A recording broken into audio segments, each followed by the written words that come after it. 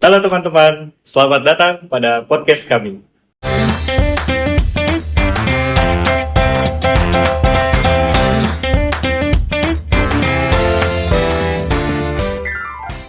Perkenalkan, saya sebagai moderator yaitu Muhammad Tatar akan membantu podcast pada hari ini.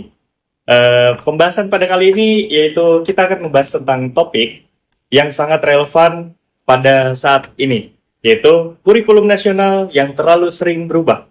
Nah, kurikulum nasional ini apakah bentuk adaptasi atau justru ketidakkonsistenan kurikulum di dalam negeri ini? Nah, dampak terhadap kualitas guru dan kesiapan siswa itu bagaimana? Mungkin kita akan membahasnya lebih lanjut. Sebelum itu, perkenalkan dulu. Di sebelah kanan saya ada... Halo semuanya, saya Langkasaki Putri Albert. Saya Faranza Sansyafi. Saya Nora Kilasyan Fitri. Saya Nahla Faliha.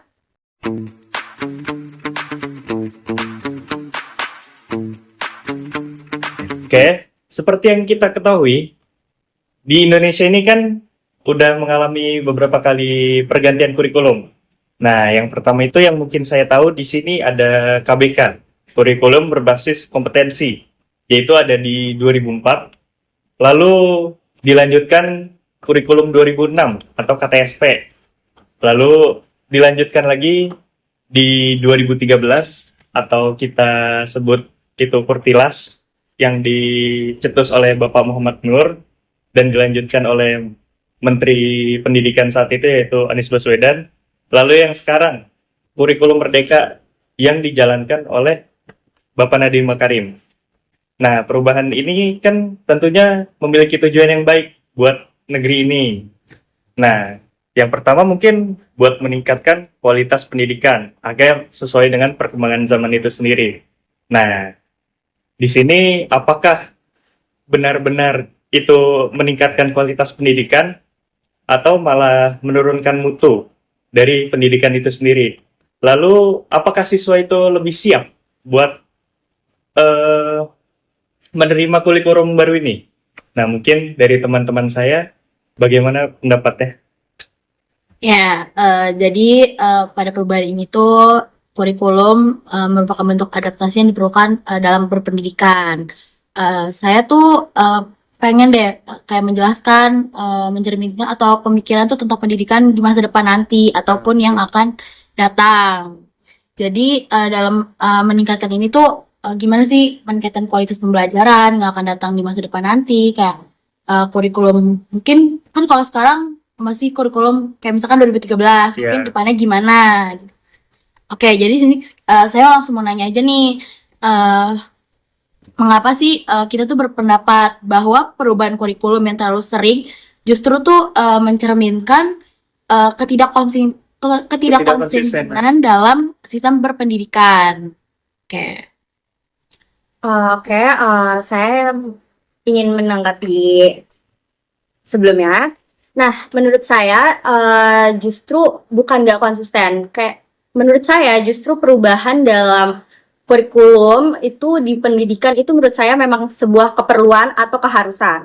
Karena kita kalau kaitkan dengan teori progresivisme dari John Dewey ini, pendidikan itu emang harus mengikuti perkembangan masyarakat. Artinya kurikulum itu nggak boleh stagnan atau di situ-situ aja, harus maju atau ya Berkembang. ada pergerakan. Nah, selain itu dalam konteks global, laporan dari OECD yang melalui program PICA itu menunjukkan bahwa negara dengan sistem pendidikan yang lebih adaptif itu cenderung memiliki kemampuan berpikir yang lebih kritis dan juga problem solving yang lebih baik. Nah, contoh nyatanya nih kayak kurikulum Merdeka kemarin ya. Kita kan kalau belajar itu pasti ujung-ujungnya pasti ada proyek. Proyeknya itu ada yang penguatan karakter yang dimana namanya itu profil pelajar Pancasila. Ya, P5 itu. Nah, di situ tuh pendekatan ini tuh sejalan dengan teori konstruktivismenya dari si Jean Piaget dan juga Levi Vygotsky, yang menekankan bahwa siswa itu belajar lebih efektif melalui pengalaman langsung dan keterlibatan aktif dalam proses belajar. Kayak si tadi proyek tadi dan juga P5 tadi. Nah, Jadi bukan teorinya aja ya. Bukan di situ teori, karena langsung kita harus praktek. terjun langsung gitu loh. Oke, Terus oke. dari sisi guru nih, meskipun perubahan itu menuntut adaptasi ya, yang tadi banyak, justru itu ruang buat keluar dari zona nyaman guru itu sendiri. Karena Harus iya, lebih kreatif gurunya iya betul, juga. karena harus lebih kreatif dan juga nggak mengandalkan metode yang ngomong ceramah, karena kan harus tadi harus pakai teknologi dan sebagainya.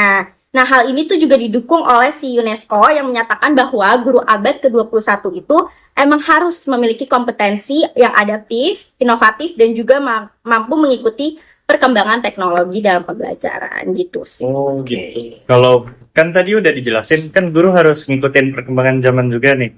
Nah, menurut kalian gimana? Apakah guru itu harus semuanya bisa ngikutin perkembangan zaman atau malah ya udah ngejar apa adanya?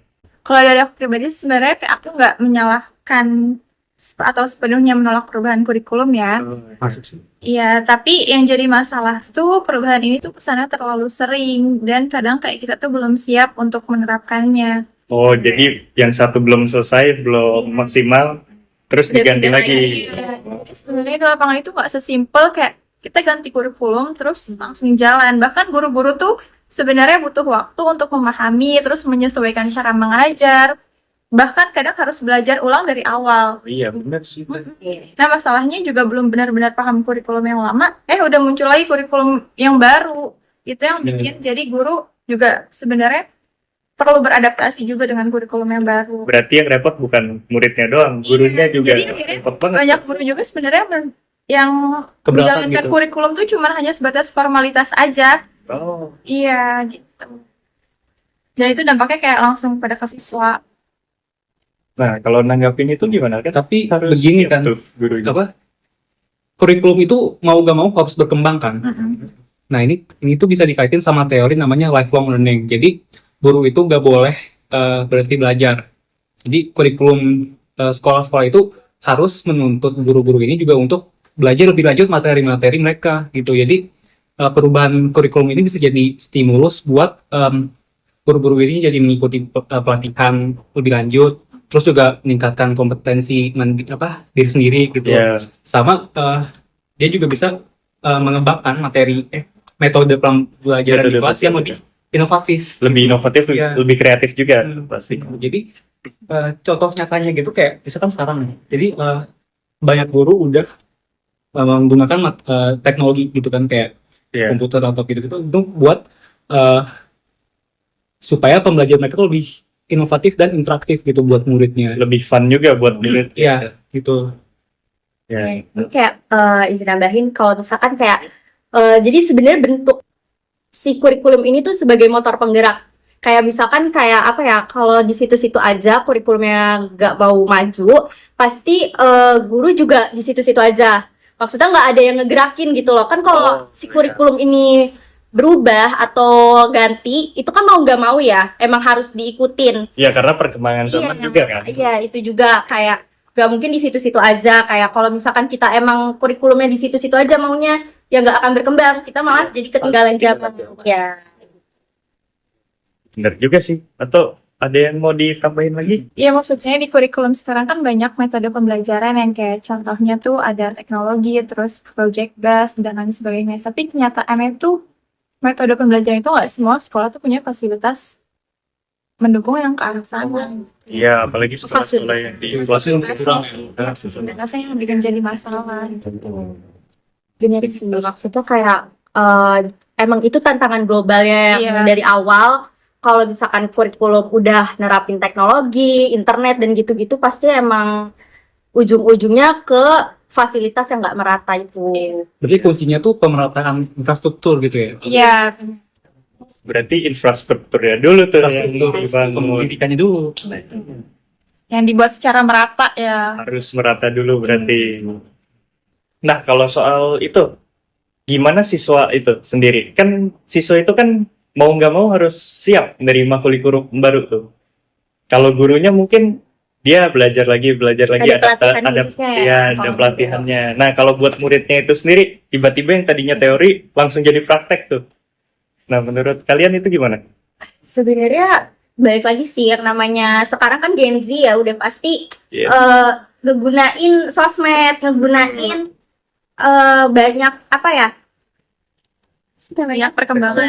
sumber teknologinya banyak, nggak yang cuma apa sih, kan dulu juga dari Right. buku doang kayak gitu kan. Kalau sekarang udah perkembangan zaman nih, sekarang udah ada yang AI, ada terus juga kalau mau gunain ini tinggal lihat tutorial di YouTube banyak gitu. Jadi sebenarnya sekarang lebih memudahkan aja sih kalau teknologi buat pembelajaran gitu loh. Kalau kita emang mau, siswanya mau, pasti gerak kok, pasti nggak di situ-situ aja. Ya itu kuncinya pasti ada kemauan.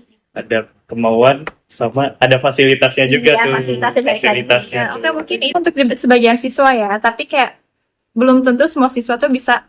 Bisa nerima Nerima. semuanya. Emang ada yang harus proses beradaptasi, ya. iya, beradaptasi lebih dalam lagi. Apalagi kayak anak-anak yang ada di daerah kan, kayak teknologi, pemahaman teknologinya juga tuh masih Iya kurang sih. banget. Mungkin buka laptop aja mereka Iya, masih masih mikir nggak kali ya. Caranya gimana, cara menggunakan AI gimana kan mereka masih nggak tahu Ya mungkin kadang listrik juga belum masuk kali Iya. ke sana. daerah. Cuma Benar-benar. gimana ya, baik lagi sih, itu kan udah berarti udah Gen Z gitu, bahkan udah Gen Alpha kan. Pasti mau gak mau ya dari kecil tuh pasti udah kepapar teknologi gak sih? Oh iya bisa. Misal kayak nonton Cocomelon gitu di YouTube kan, pasti udah ada eh, pengetahuan kayak cara memakai teknologi gitu, mau semudah apapun gitu mengoperasikannya. ya, minimal bisa buka-buka gitu. Tapi kayaknya itu lebih ke anak kota ya yang menerapkan menonton Cocomelon.